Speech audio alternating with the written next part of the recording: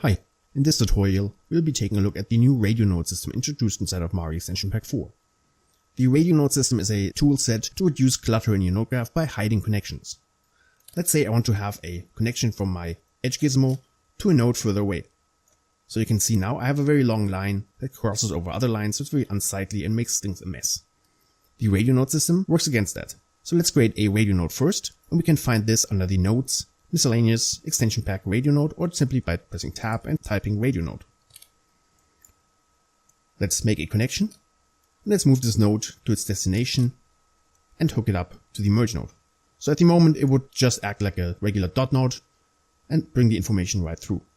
Now if I right click and choose Edit Toggle Radio Nodes, you can see the connection disappears and the name of the node that the radio node is connected to becomes part of the name of the radio node. If I view my connection, you can see the information is still being transmitted. Now if I create a second radio node and hook this up to my edge gizmo, move this over here. And for argument's sake, let's attach this as well.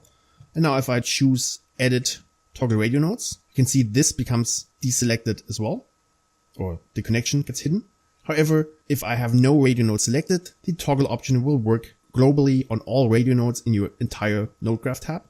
And if something is selected, it'll work based on the selected mode. So again, if I have the radio node selected, it'll only take the selection into account. If not, it'll toggle all of them and go first between off and then on. Now there are a couple of options that are not exposed in the interface here.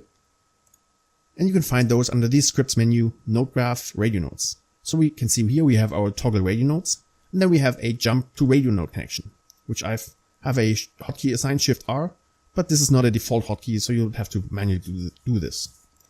So if I press Shift R and Shift R again, you can see I'm jumping between what the radio node is connected to and then back to the radio node.